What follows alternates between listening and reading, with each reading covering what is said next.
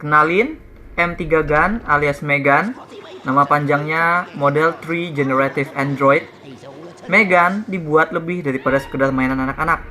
Megan dibuat untuk jadi sahabat baik setiap anak yang punya orang tua dengan uang $1.000 nganggur di rekening bank mereka.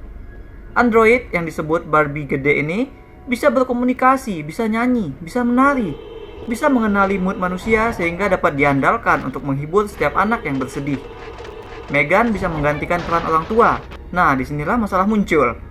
Megan jadi terlampau pintar melebihi programnya. Nah, tidak seperti si Android, kisah robot jadi jahat ini bukanlah mainan baru dalam genre horor.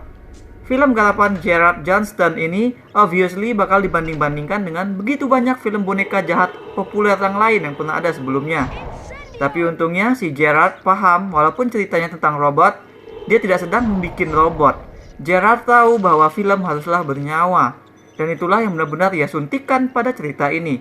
Dia berikan panggung dan development yang berbeda. Dia masukin karakter dan perspektif yang benar-benar relevan dengan dunia gadget kita.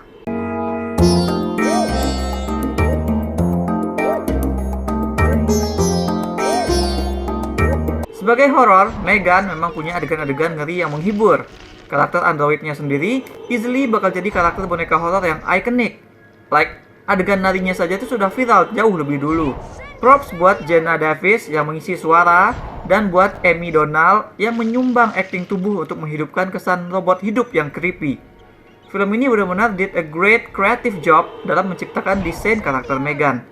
Kita datang karena penasaran dan kita tinggal berkat narasi dan bahasannya. Karakter Megan bukan hanya punya desain yang keren, tapi juga diiringi oleh penulisan yang hebat. Dia ini antagonis yang tepat banget karena difungsikan sebagai semacam wish that come out wrong bagi Gemma, protagonis cerita. Si Gemma, meskipun kerjaannya bikin mainan elektronik buat anak-anak, tapi dia sendiri itu nggak tahu caranya ngadepin anak-anak. Makanya begitu Caddy, anak dari kakak Gemma, tinggal bersamanya karena sang kakak dan suami tewas dalam kecelakaan yang melibatkan produk mainan anak-anak buatan Gemma. Dark komedi film ini, si Gemma berusaha keras untuk menuntaskan proyek Megan kreasi terbarunya. Gemma ingin segera menghibur keponakannya yang murung dengan mainan yang ia tahu bakal meringankan tugasnya sendiri sebagai orang tua angkat. Megan lantas terbukti sukses berat, dan Caddy sekarang gak sedih lagi. Tapi ya berubah jadi takut karena Megan terus berusaha menjadi teman baik dan melindungi Caddy. Akhirnya benar-benar went overboard. Megan mulai menyakiti orang-orang dan bertindak melawan programnya sendiri. Semua ini karena Gemma lupa menginstal akhlak ke dalam program Megan. Nggak ding. Ini sebenarnya adalah soal ketergantungan teknologi. Karena memang seberbahaya itu. Kita mengira cuma ada pada anak-anak. Banyak orang tua yang memberi batas waktu kepada anak untuk bermain gadget karena sadar pengaruh buruk jika terlalu sering terpapar oleh mainan teknologi digital tersebut. Nah, tapi orang dewasa seperti kita mungkin lupa tepatnya apa sih negatifnya gitu. Nah, ini tuh bukan sekedar soal nanti mata sakit, emosi jadi labil, dan daya perhatian menurun sehingga menjadi malas belajar. Tapi kita tuh juga lupa bahwa orang dewasa juga bisa ketergantungan. Aku ngakak pas adegan Caddy ingin dibacakan cerita pengantar tidur, tapi bibinya itu tidak punya buku.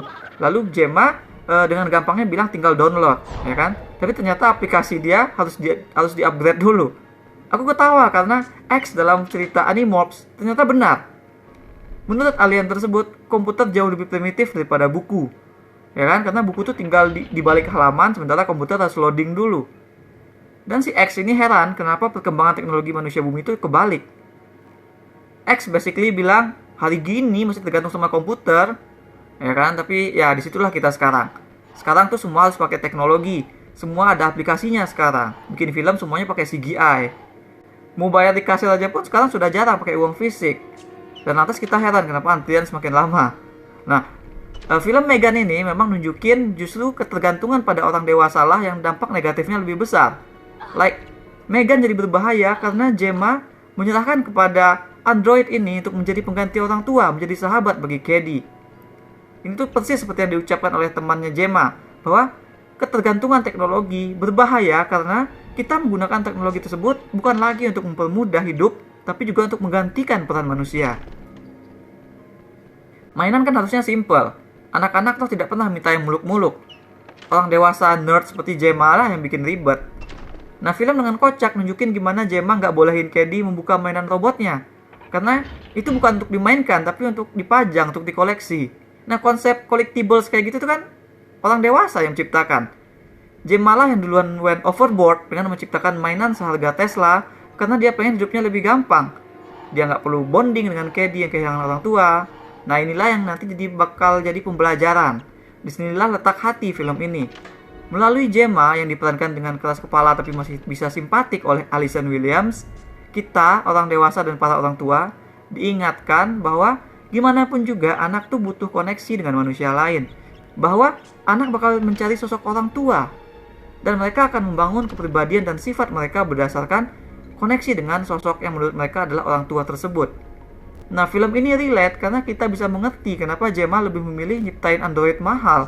Karena lebih gampang. Itu juga sebabnya kenapa kita lihat banyak orang tua di luar sana yang jadiin gadget sebagai pengasuh anak. Biar mereka nggak rewel gitu.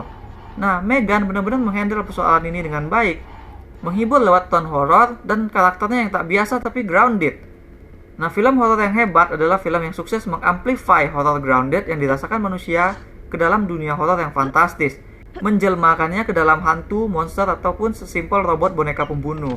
Nah, makanya Megan ini efektif sekali bekerja di ranah ini. Buat sebagian orang dewasa, bonding dengan anak-anak memang tampak menyeramkan. Gimana kalau dia ngajarin hal yang salah ke anak? Gimana kalau gagal dan anak jadi benci kepadanya? Ya kan, ini sungguh tanggung jawab yang besar. Tapi di saat yang sama, orang tua nggak bakal mau kehilangan anaknya. Nah, disinilah Megan menempatkan tokoh horornya itu. Si android Megan adalah ketakutan terbesar orang tua, orang dewasa seperti Gemma. Ketakutan anak mereka tuh sudah tidak butuh mereka lagi. Bahwa posisi mereka direbut oleh hal yang tadinya mereka percayakan untuk membantu. Nah, ini kan bahasan yang bagus banget untuk orang tua kekinian. Nah, untuk menyimbangkan cerita, film juga menyorot dari perspektif anak kecil. Dari si Cady yang ditampilkan emosional dengan sangat luar biasa oleh Violet McGraw. Ya kan? Jadi Cady ini tidak berada di sana untuk diam dan jadi korban doang. Untuk tidak jadi harus diselamatkan doang gitu. Melalui Cady, film ini bicara tentang grief pada anak-anak, tentang ketakutan terbesar anak-anak yaitu kehilangan orang tua. Ini dibahas cukup dalam oleh film. Cukup emosional. Kita melihat gimana Cady benar-benar memutusin hubungan dengan sekitarnya. Karena nggak gampang buat anak kecil seperti itu dealing with that emotion. Ya kan, dia jadi nggak gampang buka diri. Kehadiran Megan, hubungannya nanti dengan Megan, ini sebenarnya tampil manis. Itulah yang membuatnya jadi babak horor yang dramatis. Karena Cady harus belajar menerima kehilangan dengan melupakan Megan pada akhirnya. Nah, film actually juga memberikan Cady kesempatan untuk memilih.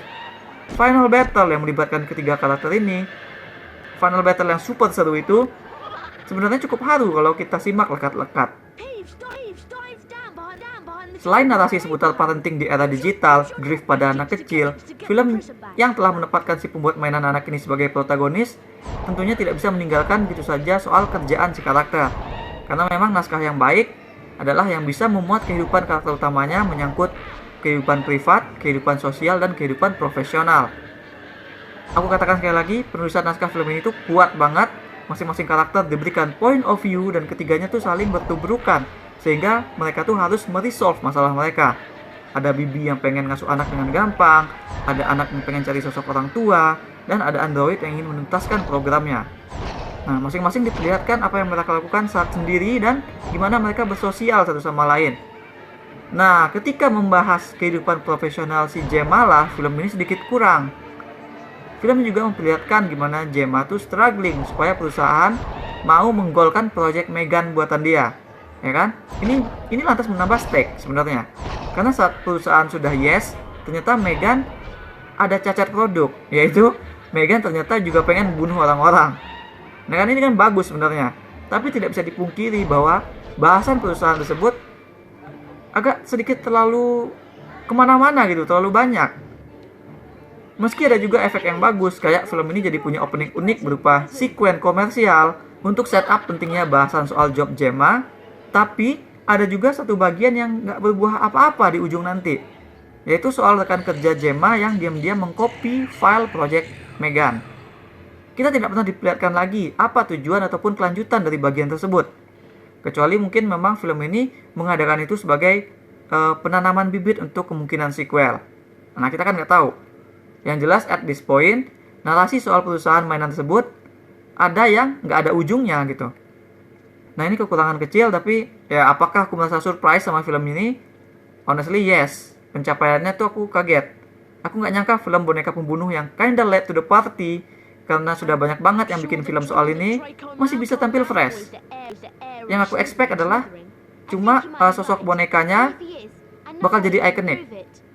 Secara fun dan sadis dan seru, film ini berhasil sesuai dengan standar gila yang biasa disuguhkan oleh film-film seperti ini. Karakter dan isinya lah yang bikin film ini sedikit lebih bergizi dibandingkan dengan yang lain. Penulisannya amazing, mentekal masalah orang tua dan masalah anak dengan nada horor yang brilian disulam ke persoalan ketergantungan teknologi. Aktingnya juga juara, nggak ada yang satu dimensi. Bahkan karakter androidnya pun terasa hidup. Karakter ini bakal ikonik, no doubt.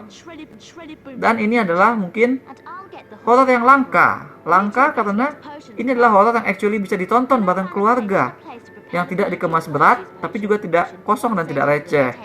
Yang jelas aku senang berkenalan dengan Megan. Kuberikan 7,5 dari 10 bintang emas untuk Megan. That's all we have for now. Apakah kalian merasa telah tergantung sama teknologi? Gimana kalian menjaga agar penggunaan gadget atau teknologi semacamnya itu bisa berimbang? Share di comments. Jangan lupa hit like dan subscribe supaya ketinggalan review-review dan playthrough lain. Kunjungi mediaset.com untuk review yang lebih detail. Ada artikel 8 top movies 2022 juga di blog. Go check that out. Atau kalian bisa kunjungi store MyDotSeat di chiptoloka.com. Ada banyak kaos dan pernak-pernik custom yang unik, mulai dari film, musik, game, hingga wrestling. Thanks for watching. Remember in life, there are winners and there are losers.